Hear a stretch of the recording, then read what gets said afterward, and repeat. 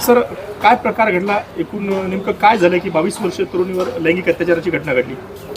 Kondhwa police स्टेशनला भारतीय न्याय संहितेचे कलम 64-77 प्रमाणे FIR नोंदवण्यात आलेली आहे। यामध्ये काल सायंकाळी 7:30च्या सुमारास कोंढव्यातील एका सोसायटीमध्ये निर्भया राहतात त्या ठिकाणी एक डिलिव्हरी बॉय येऊन आपलं बँकेचं एनव्हलप आलेलं आहे, कृपया आपण हे रिसीव्ह करा असं त्यांना बोलले आणि माझ्याकडं रिसीट घेण्यासाठी पेन नाही असे म्हटले। त्यावरून निर्भया ह्या घरामध्ये पेन घ्यायला गेले असता त्यांनी लागलीच फ्लॅटचा दरवाजा बंद करून अत्याचार केल्याची घटना समोर आलेली आहे।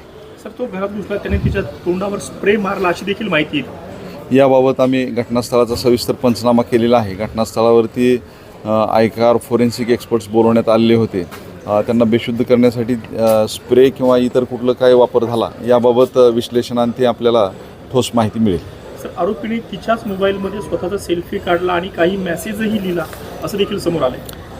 आम्ही निर्भयांचा मोबाईलची पाहणी केली असता त्यामध्ये एक फोटो आढळून आलेला आहे आणि त्यावरती मेसेजही मिळालेला आहे।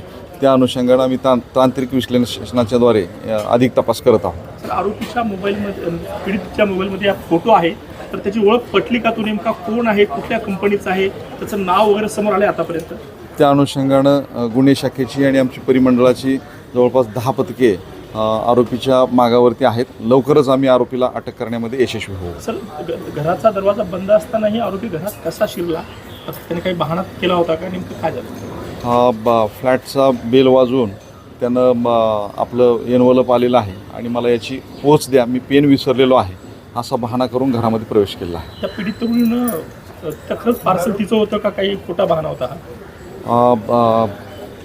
याबाबत आम्ही अधिक तपास करत आहोत।